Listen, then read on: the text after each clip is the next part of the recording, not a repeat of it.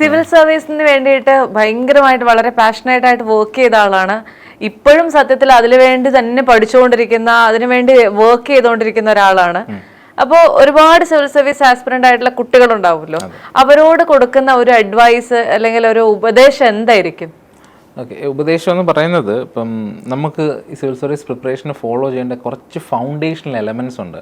അതിനെ നിങ്ങൾ ഒരു കാരണവശാലും സ്കിപ്പ് ചെയ്യാതിരിക്കുക എന്നുള്ളതാണ് എനിക്ക് തരാനുള്ള ഉപദേശം.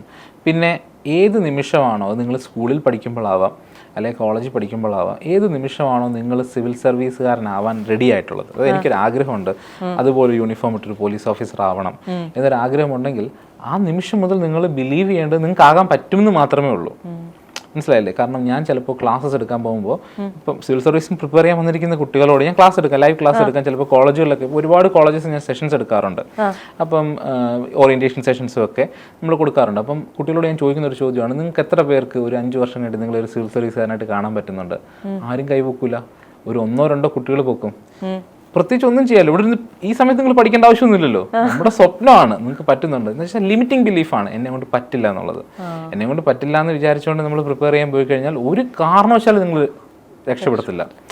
നിങ്ങൾക്ക് പറ്റും, നിങ്ങളെ കൊണ്ട് പറ്റും, കാരണം അവർക്ക് പറ്റിയിട്ടുണ്ടെങ്കിൽ നിങ്ങൾക്കും പറ്റും. ഇത് ഫസ്റ്റ് നിങ്ങൾ നോക്കണം. 2, ഞാൻ പറഞ്ഞ ഫൗണ്ടേഷൻ, NCERT. നിങ്ങൾക്ക് ഒത്തിരി അഡ്വൈസസ് കിട്ടും. അതായത് NCERT ഒന്നും വായിക്കണ്ടടാ, നമുക്ക് മറ്റേ കണ്ടത് ഈ കോൺസെപ്റ്റ് വായിച്ച NCERT-ലുള്ള എല്ലാം ഇവിടെ കവർ ചെയ്യും. ഒരു കാരണവശാലും അത് ചെയ്യാൻ നിൽക്കരുത്. ഇത് പറയാൻ കാര്യം, NCERT ഏത് ക്ലാസ് തൊട്ടാ ഇപ്പോൾ വീണ ഓൾറെഡി എനിക്ക് സിവിൽ സർവീസിനുമായിട്ട് ബന്ധമുണ്ടല്ലോ, അറ്റംപ്റ്റ് ചെയ്ത ഏത് ക്ലാസ് മുതലുള്ള NCERT വായിക്കാൻ പറയുന്നത്? 6ാം ക്ലാസ് മുതൽ 12ാം ക്ലാസ് വരെ അല്ലേ? ഈ 6ാം ക്ലാസ്സിൽ എന്തിനാണ് പറയുന്നത്? 6ാം ക്ലാസ്സിൽ ഒരു കുട്ടിയുടെ നോളജ് ആക്ച്വലി സ്പീക്കിംഗ് ഡിഗ്രി കഴിഞ്ഞ ഒരാൾക്ക് ആവശ്യമുണ്ടോ എന്നുള്ളതൊരു ചോദ്യമാണ്.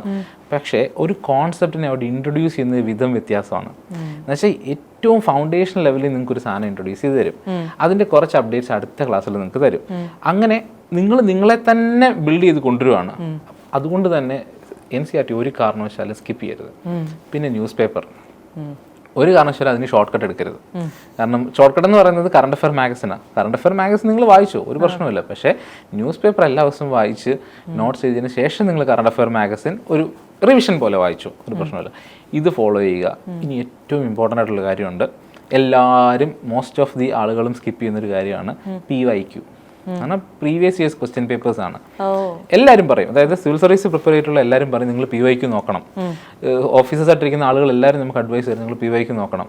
പക്ഷേ ഇച്ചിരി ബുദ്ധിമുട്ടുള്ള പ്രോസസ്സാണ്. എല്ലാവരും പോയി എന്ത് ചെയ്യും, PYQൻ്റെ ഒരു ടെസ്റ്റ് അങ്ങ് എടുക്കും, PYQ ഇരുന്നിട്ട് ഉത്തരം ചെയ്ത് നോക്കും.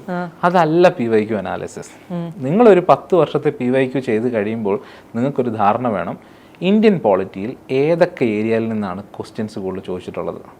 ഓക്കെ, ഒരു ഉദാഹരണം പറഞ്ഞാൽ കഴിഞ്ഞ ഒരു 6-7 വർഷം എടുത്ത് നോക്കുവാണെങ്കിൽ പാർലമെൻറ്റ് എന്ന് പറയുന്ന ഒരു ടോപ്പിക്കിൽ നിന്ന് ആക്ച്വലി പ്രിലിംസിലും മെയിൻസിലും റിപ്പീറ്റഡ് ആയിട്ട് ക്വസ്റ്റ്യൻസ് വന്നിട്ടുണ്ട്. അപ്പോൾ 2025 എക്സാം എഴുതാൻ പോകുന്ന ഒരാളെ സംബന്ധിച്ചിടത്തോളം പാർലമെൻറ്റ് സ്കിപ്പ് ചെയ്യാൻ പറ്റുമോ? ഇല്ല. ഇതാണ് അനാലിസിസ്. നിങ്ങൾക്ക് അനാലിസിസ് ചെയ്യാനായിട്ട് പറ്റണം പ്രോപ്പറായിട്ട്. അപ്പം ഈ കാര്യങ്ങൾ ചെയ്തു കഴിഞ്ഞാൽ യു ക്യാൻ പ്രെഡിക്റ്റ്. മനസ്സിലായില്ലേ? നമുക്ക് ഈ എക്സാം എഴുതുന്നതിന് മുമ്പ് തന്നെ ഏകദേശം ഒരു 10-30ഓളം ടോപ്പിക്ക് നിങ്ങൾക്ക് പ്രെഡിക്റ്റ് ചെയ്യാം, ഇത് വരാൻ സാധ്യതയുണ്ട്. അതിൽ നിങ്ങൾ ടൈം ഇൻവെസ്റ്റ് ചെയ്യും. 30 ടോപ്പിക്ക് ശരിയാക്കി കഴിഞ്ഞാൽ 30 ക്വസ്റ്റ്യൻ ശരിയാക്കി 60 മാർക്കായി. നിങ്ങൾക്ക് എത്ര മാർക്ക് വേണം?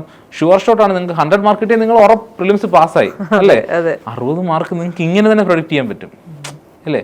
സോ ഇതൊക്കെ ആളുകൾ സ്കിപ്പ് ചെയ്യും. അപ്പോൾ ഇങ്ങനെയുള്ള കാര്യങ്ങളൊന്നും നിങ്ങൾ സ്കിപ്പ് ചെയ്യാതിരിക്കുക എന്നുള്ളതാണ് എനിക്ക് തരാനുള്ള ഏറ്റവും വലിയ അഡ്വൈസ്. പിന്നെ നിങ്ങളെ ടേക്ക് കെയർ ചെയ്യുക, ഹെൽത്ത് വൈസ് എക്സസൈസ് ചെയ്യുക, അതേപോലെ പ്രോപ്പറായിട്ട് എന്താ പറയുക ഭക്ഷണം കഴിക്കുക ഒക്കെ ഇമ്പോർട്ടൻ്റ് ആണ്. കാരണം ഭക്ഷണം കഴിക്കാതിരുന്ന് പഠിച്ചു ഇതൊന്നും പറഞ്ഞ് ആരെയും ബോധിപ്പിച്ചിട്ടൊന്നും ഒരു കാര്യമില്ല. You have to take care of yourself, എങ്കിലേ നമുക്ക് പെർഫോം ചെയ്യാനായിട്ട് പറ്റുള്ളൂ.